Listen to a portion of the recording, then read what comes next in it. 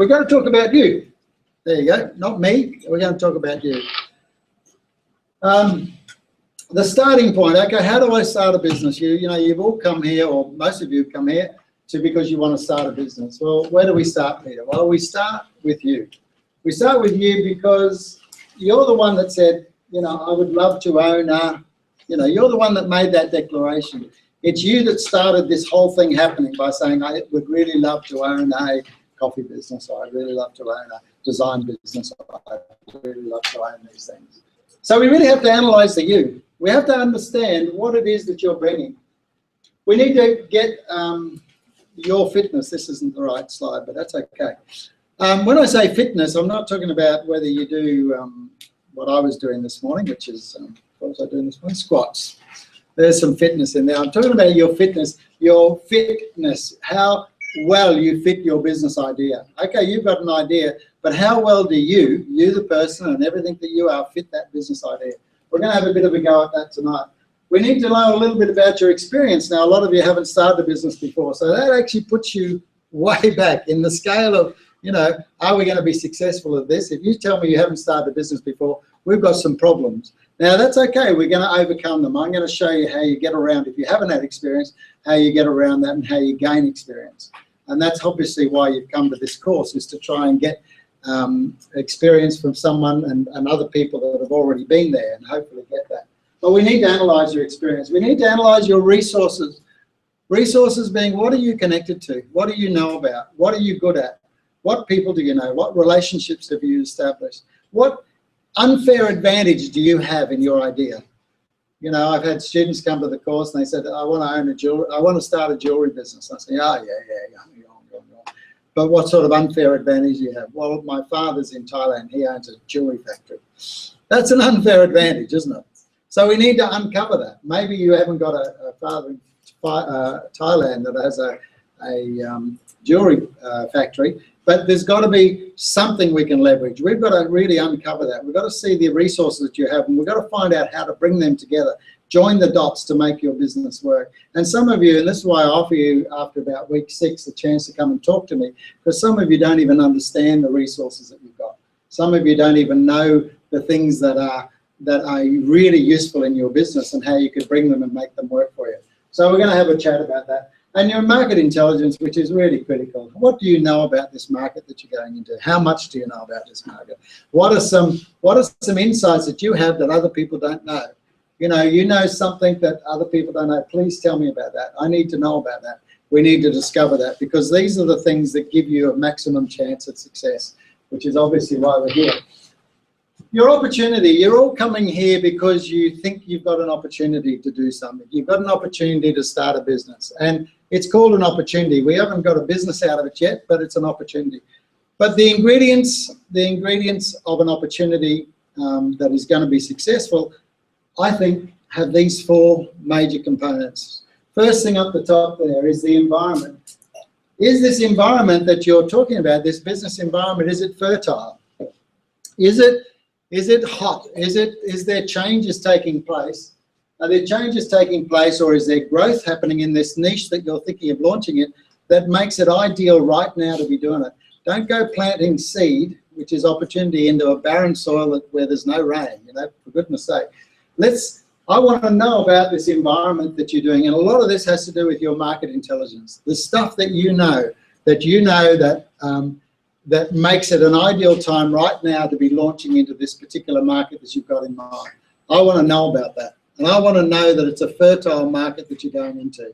So that's usually change or growth, or something's happening that you know about that you think that you can plant a business and be successful. We're then going to be talking about resources. I talked before, the resources that you bring. And resources have certain characteristics. The ones I'm particularly interested in are those that you uniquely hold. If I say it there, your unfair resources, that you've got resources. Maybe you've got a brother-in-law in a particular who's the buyer of a thing that you're wanting to sell.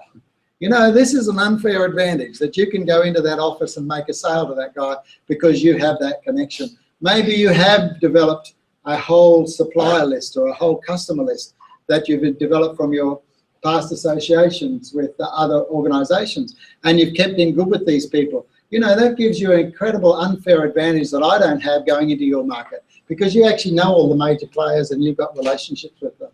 You know, they might be resources that people could copy, but they'd be expensive for them to copy because you've already got them. So we need to go exploring those things, and those things are usually built around that, often built around market intelligence or relationships that you have. But I'm looking for that. I'm looking for what's so good about your resources, particularly the things that set you apart in terms of your uniqueness. They might actually be your gift. You just might be a brilliant photographer, just how it is. You were born that way. Well, that's fantastic. I need to know that. We need to know that. We need to talk about your experience. That's another ingredient in an opportunity. What small business experience have you had? You know, if most of you have worked corporates, you know, that puts you at a great disadvantage. But maybe you've got friends that have been in small business, or maybe your parents were in small business. We need to know about that. Your technical domain excellence, please. You know, tell me you're going to go and do a business, or you're interested in a business that you actually have already technical experience in. You're actually smart in this area. You've actually already established yourself, at least in your small circle, as being an expert or being recognised as an expert in this field. I'm looking for that. I'm not looking for someone that, look, I've been an accountant all my life, I want to open a coffee shop. You know, I said that last week. That's a really scary proposition. That really, you know, 70% of the businesses that do succeed do it because they were already technical domain experts in their area. So that's why I'm just going on the numbers here. And then obviously your entrepreneurial skill, and that's hard. You know, most venture capitalists won't invest in someone that hasn't already failed. They're really, really scared of someone that hasn't failed in a startup. Now, that's a really weird criteria, isn't it? Why would you invest in someone that's failed? You invest in someone that's failed because this is so hard, that the failure rate is so high, that people that have failed have learnt a lesson. Usually they've learned a big lesson, and they don't usually fail again. Well, not at least in the area that they failed. They might fail in another area. But, you know, the entrepreneurial experience is really important, and most of you can't bring that. That's why you're sitting in this class. But hopefully in this class, these 12 weeks that we spend together, you will get a lot of the entrepreneurial experience that you want. And I'm going to do my best to sort of impart what I can of that. But there's no substitute for actually, you know, going out there and doing it. And finally, there's the you. And the you is the fit. Like I say, the perfect fit with this business and you that you're starting. One is the timing. Please don't tell me you're pregnant with twins and, you know, and you're going to open this business. That's not good timing, yeah? I've got an MTL, meaning to life. It has to, and I know Phil put up on Facebook, he says, you know, why do you start a business? And you can see a lot of the answers that you guys put was a lot about how you want to live your life. I don't want to live my life for a miserable boss. You know, the stresses of working for a miserable boss are far greater than the stresses of not being able to pay your bills in business. Can you believe that? You know, because you can do something about not paying your bills in business. You're going to go and work harder, work longer, you know, work on the weekend. You can do something about it. You can't do anything about a miserable boss, you know, basically, because they control your life. So the meaning to life is really important, you know, and I know I'm not trying to get spiritual here. I'm just saying, you know, you have to be motivated to do this thing beyond just, I'm going to make money. Someone asked me on Quora, you know, why is small business the way to go and make money? And I said, it's not. Are you crazy? The way to make money is to get a lot of degrees, suck up to your boss, sit in a job, do it for 40 years, put your excess into property. Eventually you'll exist your whole life and you'll end up with all of these assets and then you die. You know, but you'll have money. You know, that's the way to make money. The people that I've seen successful, generally making money, do that. But I wouldn't live their life. I can't live that life. I want my life to be a life of significance and meaning and a sense of self-actualization. So personality has to be a good personality fit. You know, if you're generally a quiet, reserved sort of person, let's now go talking about something that's about, you know, out there and making it happen. If you're a wild, out there making it happen person, let's not talk about you're going to be a librarian or a research person, because it's the fit's not there. And, you know, there has to be passion. It's not, It's not the only thing. You know, I'd much rather someone that had a really good idea that wasn't so passionate about it, but actually thought it was a good idea, than someone that was really passionate about something really crazy. So, I mean, we have to have it. If you can get a passion, if you can be passionate about the very thing that has got a good chance of success, we're pretty excited about it. All of those things is what you bring. You bring that. So when your business is saying, we're going to launch this business and be successful, let's see how much of that we can bring. Yeah, really, really important. So your business needs your vision. The business needs you to give it its vision. It needs to give your leadership, your courage, your decision-making, your skills, experience, your commitment. The business that you're forming needs you. It needs all of these components. And part of you are the things we're going to look at tonight. We're going to look at some of the what you bring. And one of the things that what you bring is your intelligence, yeah? This guy did an interesting thing, Howard Gardner. He's a researcher, obviously, and he came up with the idea that we are not just IQ. He was sort of against the idea of IQ because a lot of people with high IQ weren't necessarily successful in life. And he was finding that people with EQ were more successful. EQ being emotional intelligence, which was your ability to engage with people and get people on side and work with people. That ended up being a greater factor of success in life than people with high intelligence. And he sat down and he came up and he said, actually, there isn't just the one intelligence. There's about 8. There's probably 7 there. 1, 2, 3, 4, 7, 8. 1, 2, 3, 4, 5, 8. He said there's actually 8 intelligences. We're smart in 8 different areas. Now, the thing is, we're all smart in different proportions there. And tonight we need to find out where you're smart. Now, the fact is we're all got about similar sized brain. So what happens is that our brains, the connections, our experience, our education, the way we were brought up, our environment, our culture, all of those things contribute to our intelligence. But a lot of it also is how you're born. You know, if anyone's had kids, you know that you have 2 or 3 kids in the same family, and boy, they're all completely different. You know, it wasn't the environment that made them different. They were just born different, you know. And he came up and he said, we're actually smart in lots of different ways. You can be verbal linguistic smart, like journalists are, you know, very good with words. You can be logical mathematical smart with numbers, programming, accountants, and all that sort of stuff. And really that's where the schools stop. Those of you that failed at school, it's because that's the only 2 things they test for. They test for your verbal, linguistic, and your logical, mathematical. So they test 2 of your 8 intelligences. The other 6, they say, they're not worth anything because they don't get you to uni and to get you to be a professor. Because the whole school system is designed to eventually make you a professor. If you didn't want to be a professor, maybe that system's probably not the one to go to. So some of you will probably not have done well in school because they'd only tested those 2 intelligences. But the truth is these other intelligences are far more important, really, in terms of what you guys are trying to do, which is start a business. And they are things like visual, spatial. You know, your ability to visualize things. A person with visual ability is someone that can see a car coming there, see a car coming there, and know they can cross the road and not get hit. You know, that's a visual, spatial. My wife doesn't have it. I just grab her by the elbow and say, trust me, because I know this stuff.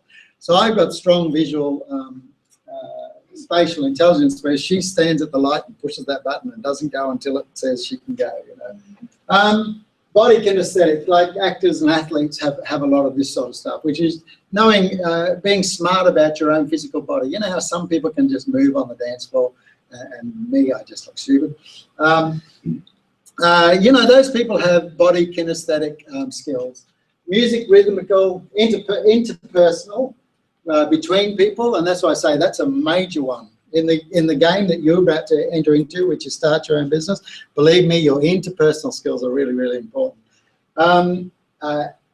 Intrapersonal is that ability to reflect. I have a daughter that cannot do that. She has a temperament that is 100%, she did a test at her work, and it was 100% extrovert.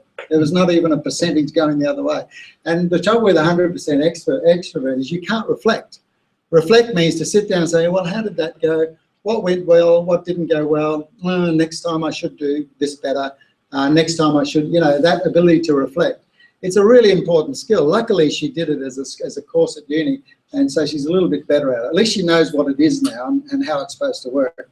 But there's people that are very, very good at that ability. And you know you're that person if you're still awake at 12 o'clock at night looking at the ceiling thinking, why did I do that? You've probably got very good intrapersonal skills. So what we need to do is we have to have an understanding of where you sit in those skill sets, because I want to, when you come and tell me about your idea, I want to know it fits with your skill sets, yeah?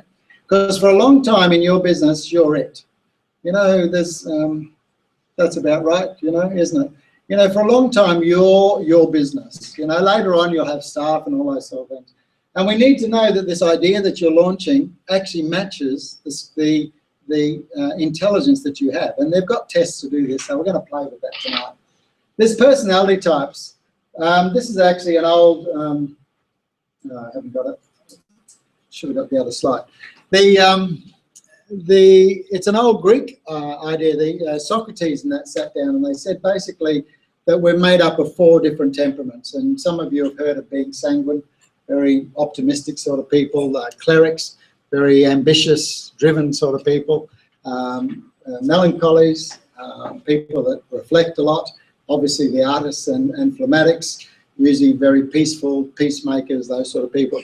And they say we're a mixture of all of these. You know, most of us are a blend of these. And we need to have a good look at that too, because when we look at the temperaments, we see whether the career that you've got in mind or the job or the business you've got in mind is a good match for your temperament. We need to know that. DISC assessment as well. We need to look at your, it's another form of testing. Now I know all these, this is all this personality test, but we're just trying to get an understanding of what you're bringing to the business. Because if I'm going to invest in your business, let's say I'm going to invest in your business, I don't want to know what you're bringing.